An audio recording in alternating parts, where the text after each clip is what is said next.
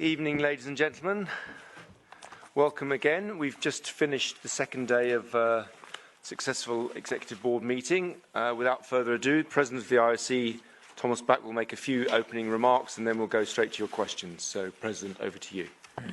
Thank you very much and welcome to all of you, and thank you very much for your great interest in the work of our Executive Board, which was concentrating today in a very productive way on sports and the Olympic Games and of the social responsibility.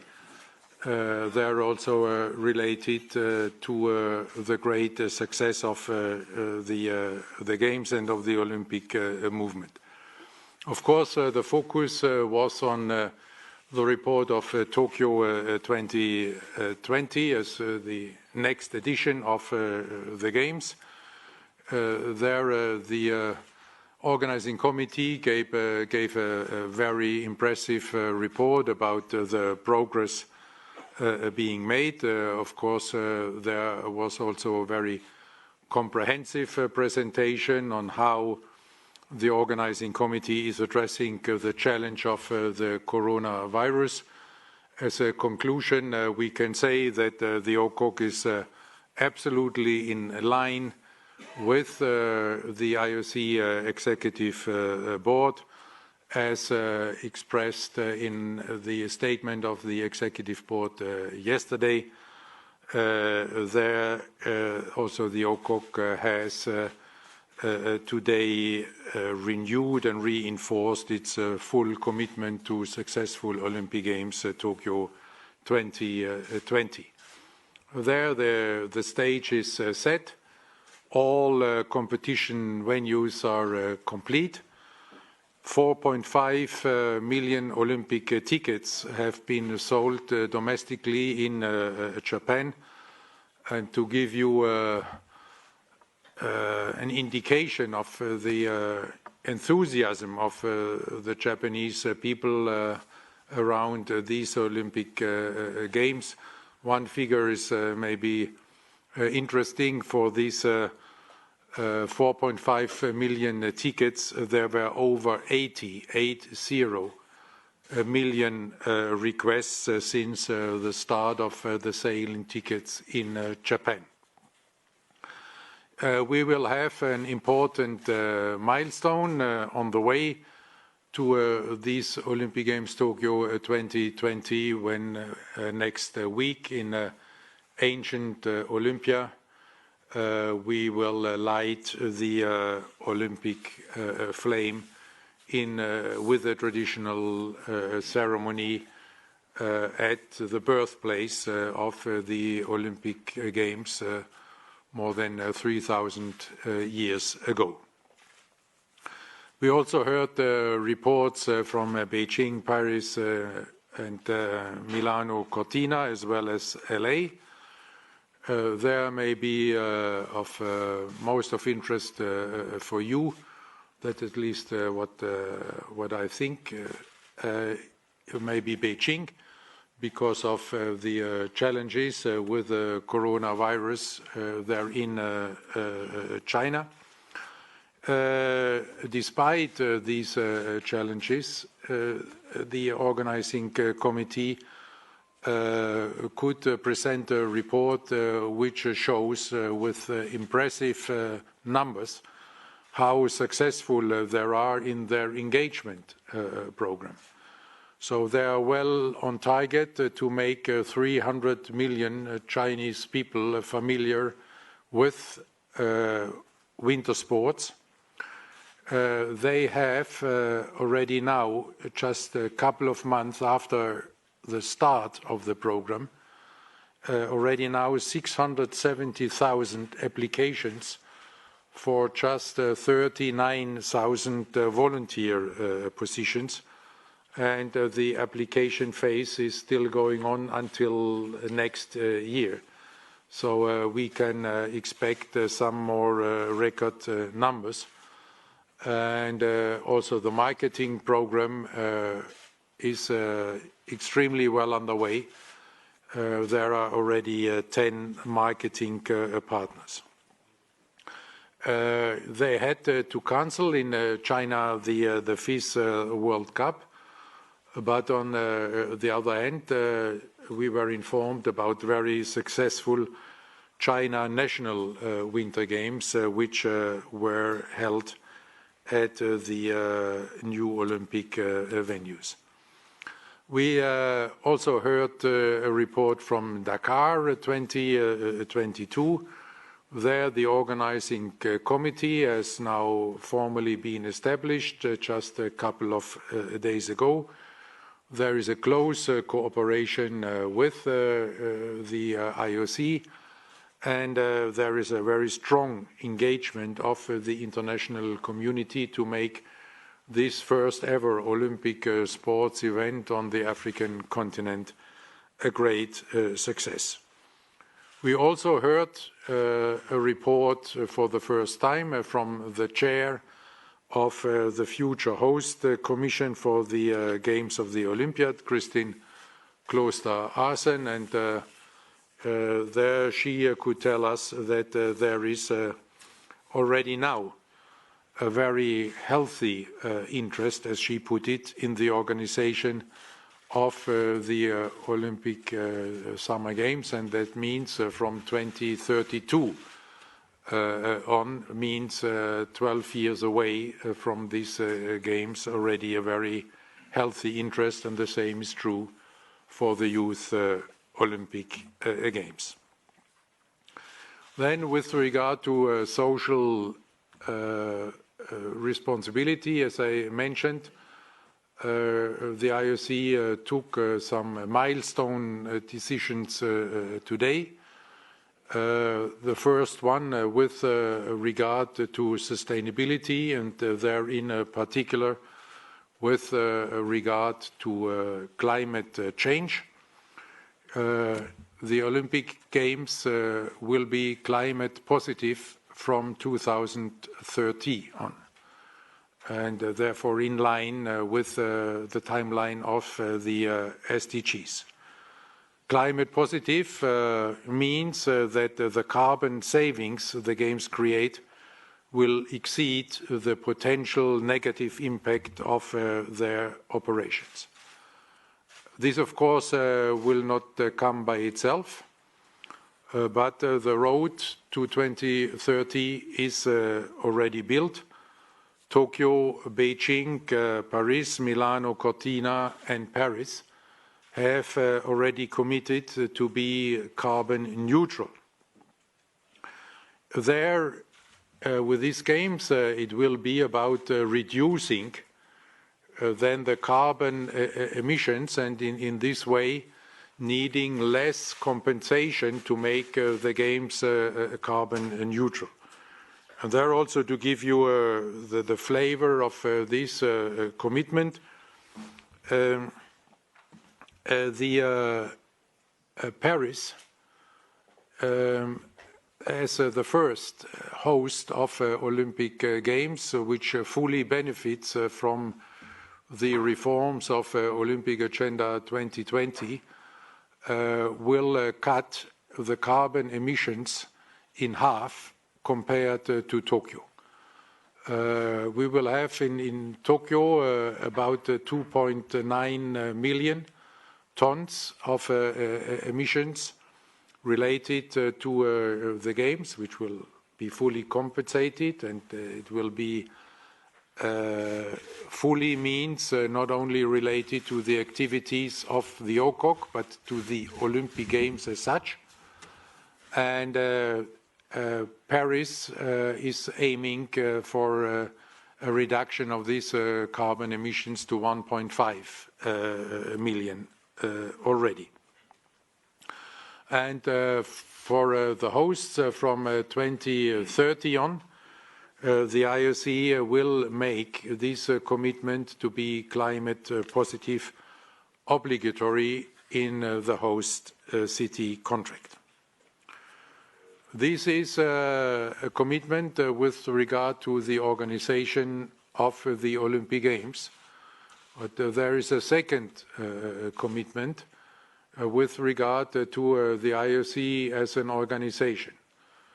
You know, the IOC as an organization is carbon neutral already since 2017. But here again, we want to lead by example, and we do not want only to tell the organizers of the Olympic Games, you have to be climate positive. The IOC itself wants to lead by example and wants to become climate positive as soon as possible, and that means way before 2030. So as a part there of these efforts to become climate positive as soon as possible, the IOC will start planting an Olympic forest starting in 2021.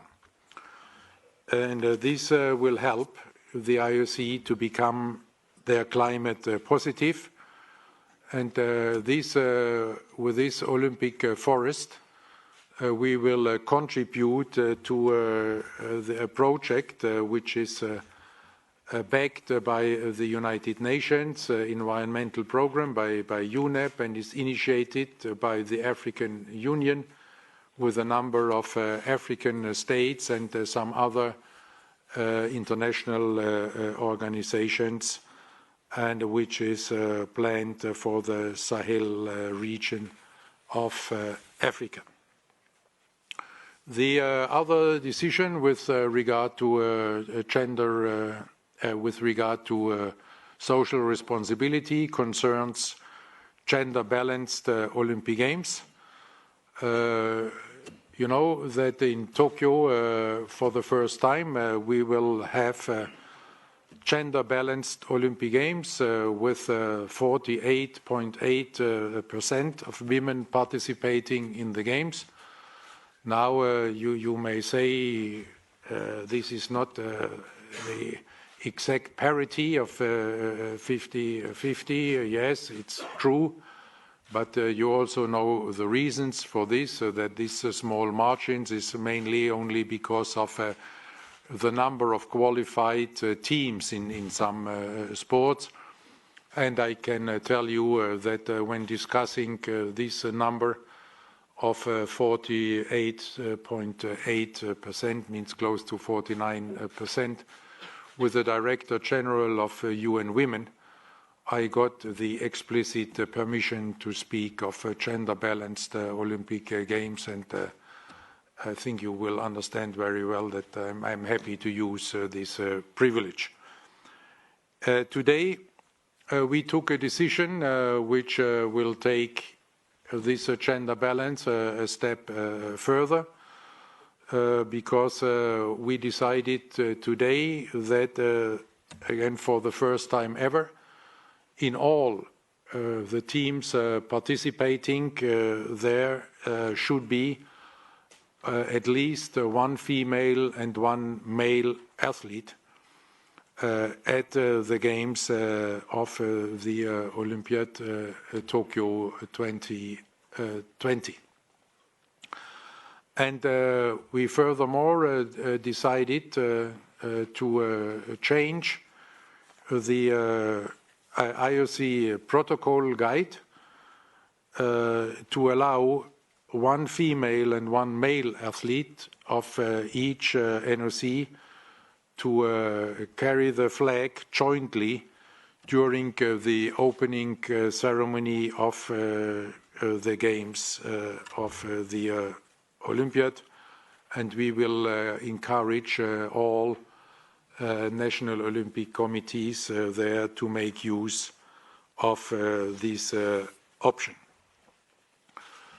Finally, the IOC Executive Board today decided to propose to the next IOC session in July in Tokyo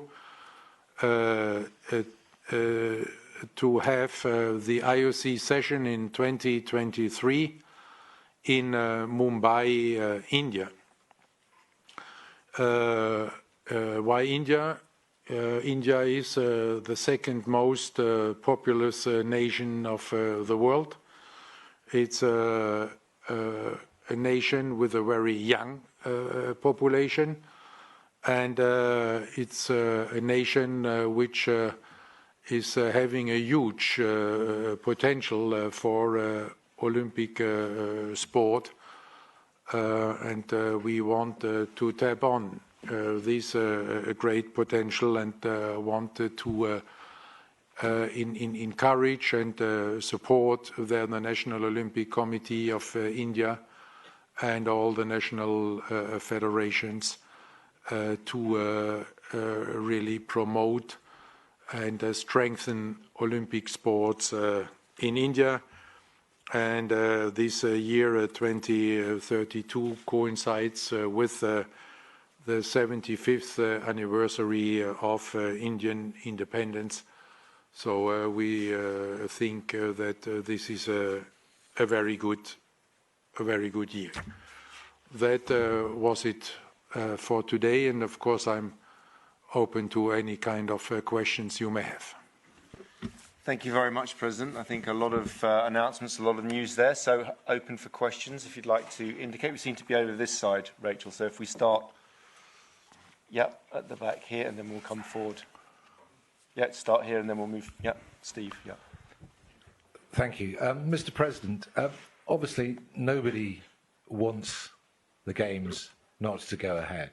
But because of the uncertain nature of the coronavirus, I wondered, like every other international body, like every government, you will have discussed contingency plans. What are your options? I can tell you that today in the meeting of the Executive Board, neither the word cancellation nor the word postponement was even mentioned.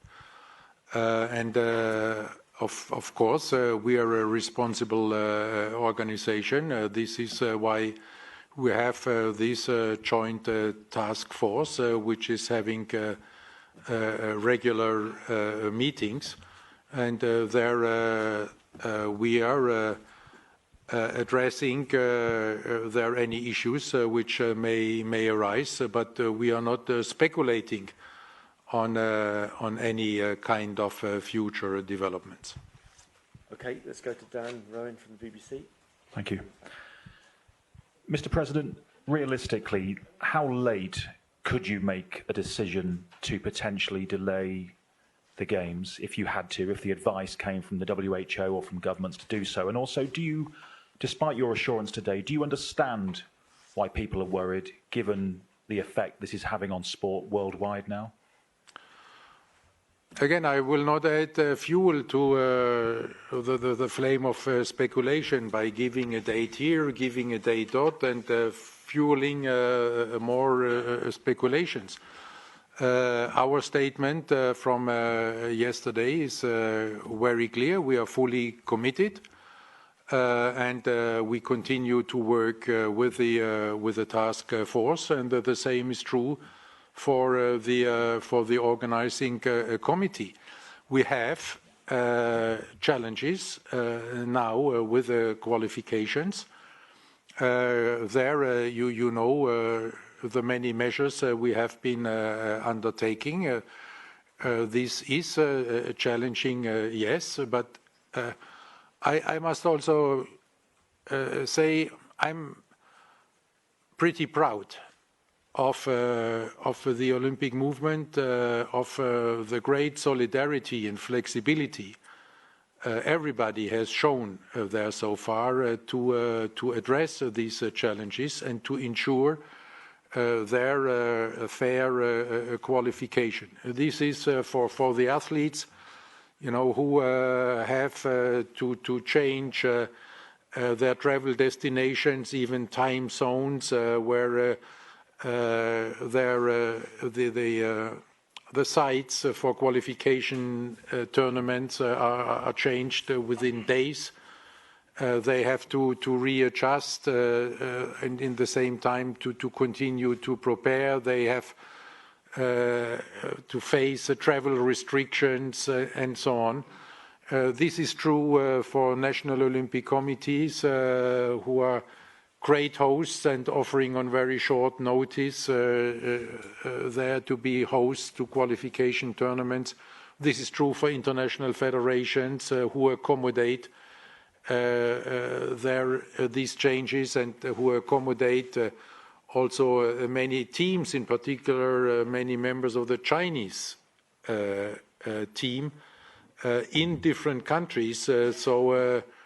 To allow them to train and to compete in third countries, to stay there, to travel from there to competition, so that they are not subject to quarantine or other restrictions. This is really a great demonstration of Olympic solidarity. And if we are supporting this in all the ways we can. So far we have managed, but we have also indicated that if we should come there at our limits, we may have in one or the other case to then consult with the respective international federations with regard to quota allocations, if there should be a case where athletes would be prevented from taking part in the qualification procedure because of the coronavirus. Yeah. Thank you, President. Kosuke Inagaki from Asahi Shimbun. Also, question about Tokyo 2020. Certain amount of people in Japan have kind of trauma of Sapporo because marathon and race walk was suddenly moved to Sapporo with sudden surprise, and people are worried that same thing might happen to coronavirus.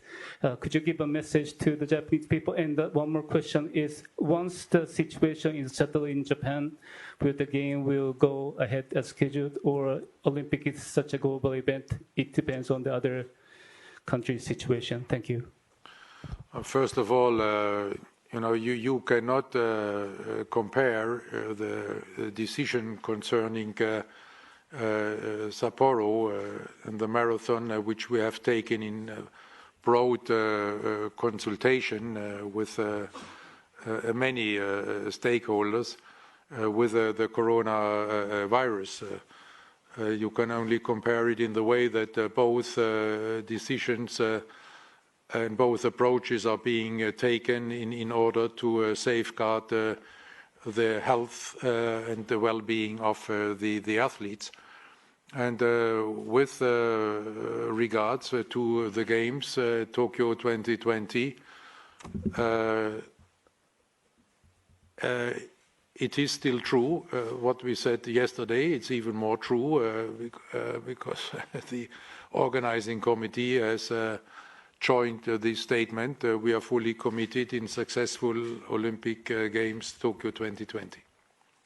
Okay, let's move across, in the middle here, and then we'll go across, to Mark. Luana Mose from Fuji Television. Could you tell us what the Japanese delegation explained on coronavirus? And second question, we heard that after the explanation, you expressed even more confidence in the holding of the Tokyo Games. Could you tell us why? What made you even more confident? And the last question is, if the number of infected cases rose even more in Japan, and if the WHO declares coronavirus pandemic, would you reconsider the Tokyo Games? First, let me start with the second part.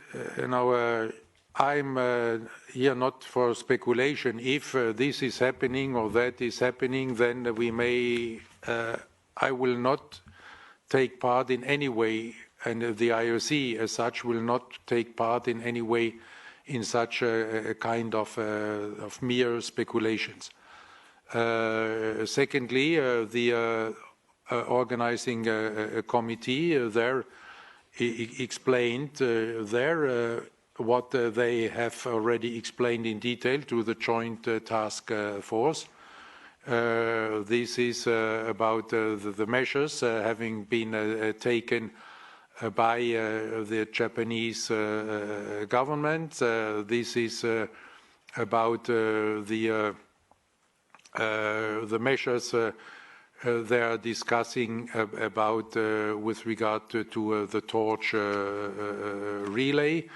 This is about measures having been taken with cancellation of one event or the other in Japan, outside the Olympic Games. This had to do with some of the test events which took place without spectators, with regard to other events which took place with a reduced number of spectators, and a whole long list, and all this together makes us confident, because we could see from this that there is a close cooperation between the organizing committee, the Tokyo metropolitan government, the Japanese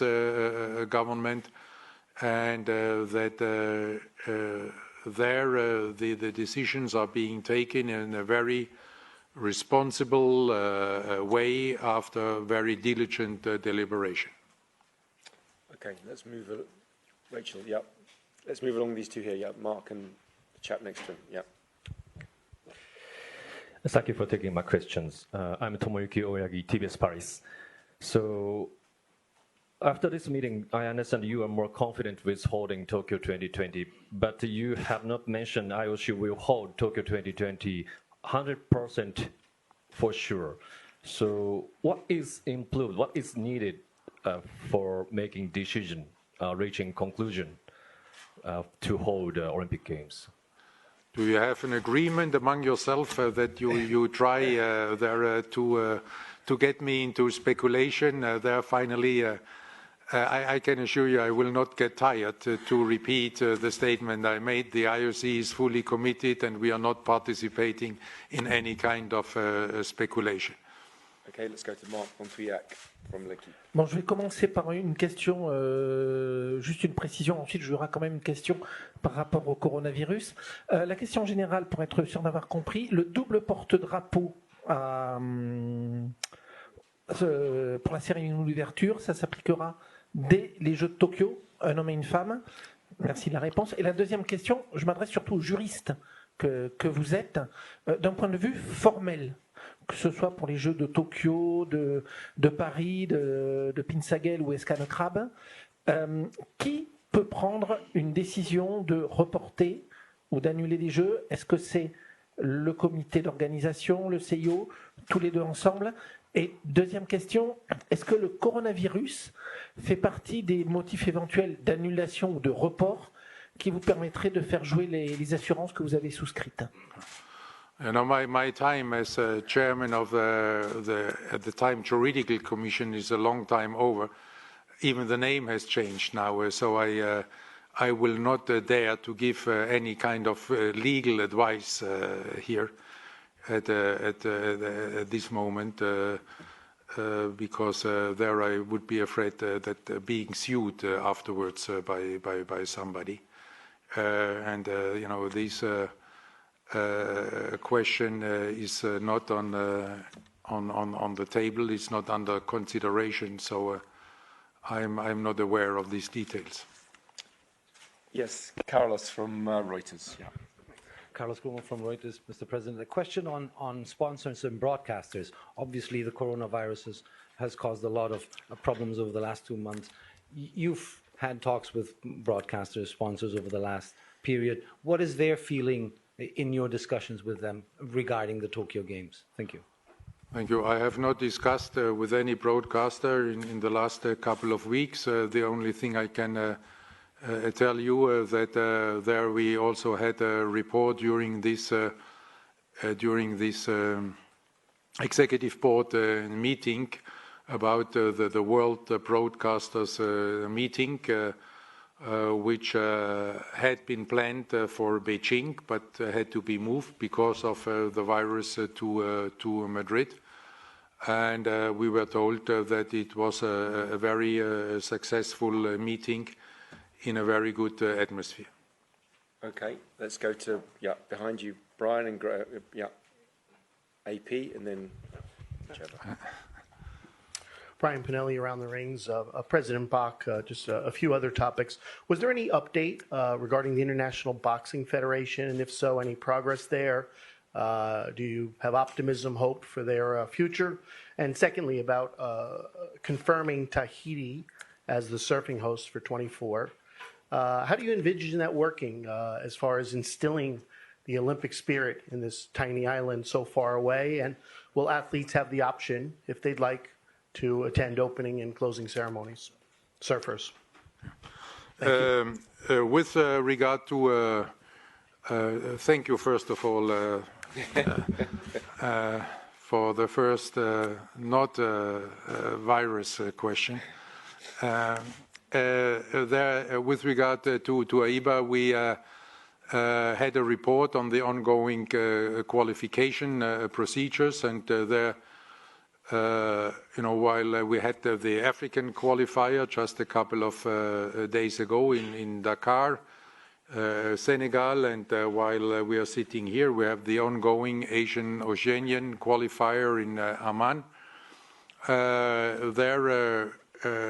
The responses are very positive, and in particular, we have been informed by some statements of some experienced boxing athletes, some saying it's the best competition they ever took part in, others saying that is the fairest refereeing they have ever experienced. So this was a very good response to the efforts that we undertook to organize these qualifiers. We also had a very short report there of the monitoring group of AIBA, which is, as you know, separate from the organizing group for the competition, and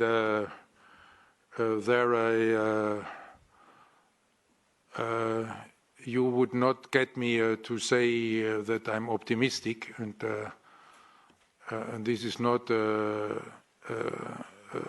because the report was so short. So we will have to see how this will go on. We keep monitoring this, but I cannot say more at this moment in time. Okay, Graham. And then, oh yes, sorry, there's one other question on Tahiti. Then at Tahiti, we have heard the report and from Paris, and there for us there were in particular 2 points where the important ones. Then the one was athletes' experience. There we were told and got also the numbers and the background that the surfing athletes are really eager to have this competition in Tahiti because of the conditions there, the waves, and the other one was the sustainability issue, and there we could see that this decision does not affect the project I just presented there, that the games in 2030 will become climate positive, and will also not affect the commitment of Paris to be carbon neutral. Thank you, President. Yes, Graham Dunbar from the AP. 2 questions, please. Apologise for that. Just a quick one on coronavirus. Could you say how much the IOC is paying for the cancellation insurance premium and how much coverage that provides you? It seems to be sort of trending toward about $20 million. No, I don't. Frank, I don't know. Okay, and on a because it was not it was not a topic. So yeah, okay. And on a governance issue with FINA, the Sun Yang case has sort of highlighted some issues there. That it's been clear for a while that FINA is probably not best in class governance, and both the Sun Yang case and the creation of the ISL League, there's clearly a lot of lack of trust among the athletes. There's one very eminent Olympic coach today calling for FINA leadership to be removed before the Olympics. Given that the EB in recent years has taken decisions that quite quickly led to a change of leadership at wrestling and in boxing, are there any circumstances in which you could see trying to intervene with FINA, given that they're on track, it seems, next year to elect a president in waiting who's got a lot of legal baggage in the United States as well? There is, first of all, the Sun Yang case. There is a CAS case, and we have no indication that FINA will not apply the CAS decision. And of course, for the IOC, this decision is also binding. With regard to the anti-doping policy, the compliance with the WADA code, this is a matter for WADA. The rules have been changed to strengthen the monitoring system, and we have full confidence that WADA will do their job, monitoring all the international federations with regard to the compliance with the WADA code. And with regard to the other governance issues, we have not heard, at least during this executive board, anything from our compliance office or from the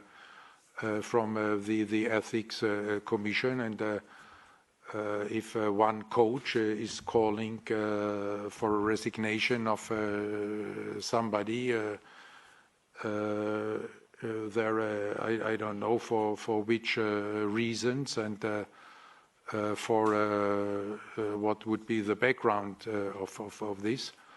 And FINA, there is also not the only federation which faces commercial competition. This we have in many other sports. So this is not necessarily a governance issue. Yeah, Liam Morgan from Inside the Games. Hi, Liam Morgan, Inside the Games. Two questions, Mr. President, if I may. Firstly, to go back to the coronavirus thank you. On the qualification specifically, you said that you might look to international federations to alter their quota places, depending on how qualification goes with so many events being cancelled. What exactly do you mean by that? Are you suggesting some international federations might lose quota places if they don't sort their qualification system out amid this virus? And still on the virus, you've said repeatedly that you don't want to get involved with speculation or fueling the fire of flames of speculation. With that in mind, what was your response to the Olympics minister's comments yesterday, as she seemed to do exactly that? Thank you.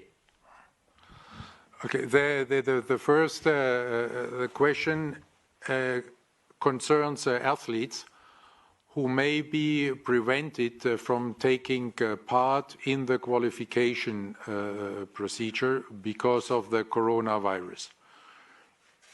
If such cases should arise, then we will look together with the international federation, the respective international federation, into this, and will there try to find a fair solution.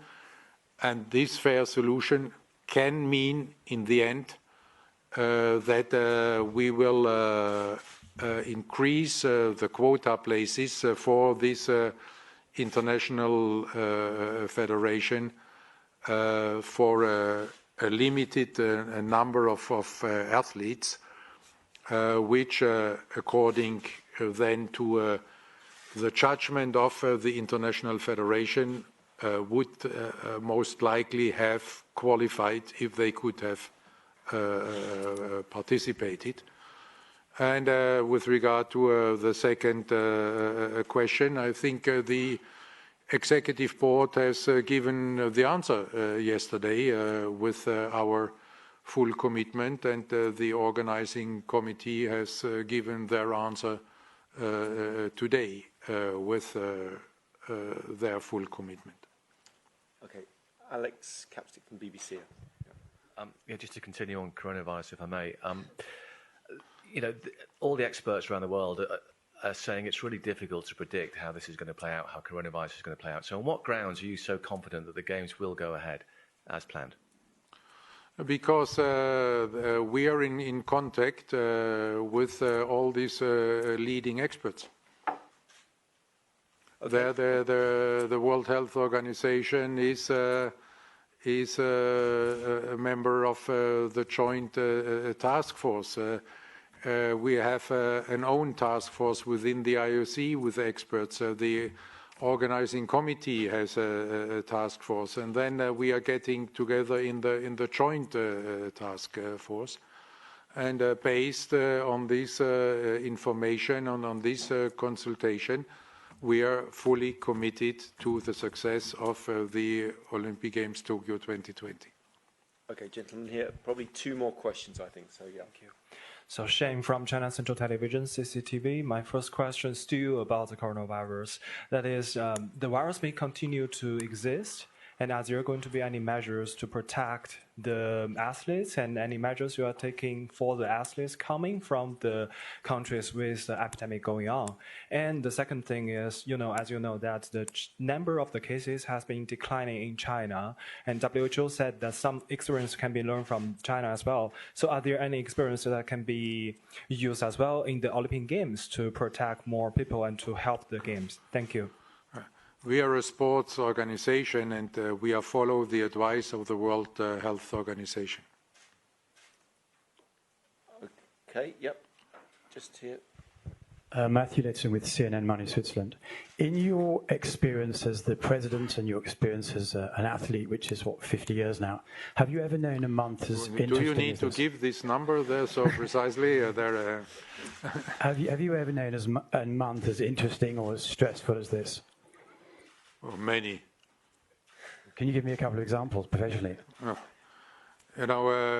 We had to just go to the recent past. We had before the Olympic Winter Games Tokyo, a couple of months before, we had a situation where we did not know whether we could have Olympic Winter Games on the Korean Peninsula at all. There we were talking about nuclear strikes, about missiles, about boycotts, about peace and war. A couple of months before Rio, we were talking about the Zika virus, at the time also in consultation with the World Health Organization, where we had about the same questions as we have here now, a couple of months before Rio. I would not remember any of these questions than in Rio, but before there were many. Because you were so politely referring to my time as an athlete, we had the boycott discussion about the Olympic Games Moscow in 1980. We had the counter boycott in Los Angeles 1984. We had terrorist attack on Munich in 1972. We had African boycott in 1976. You need more? Okay, we take one more question. Gentleman here, final question. Yeah. I'm Bardi Afshin from Iran International TV. You said that you're taking advice from experts and WHO regarding the COVID-19, but the general manager of WHO, he is saying that we are in uncharted territory. We don't know anything about coronavirus and the new coronavirus. How can you be so sure about Tokyo 2020?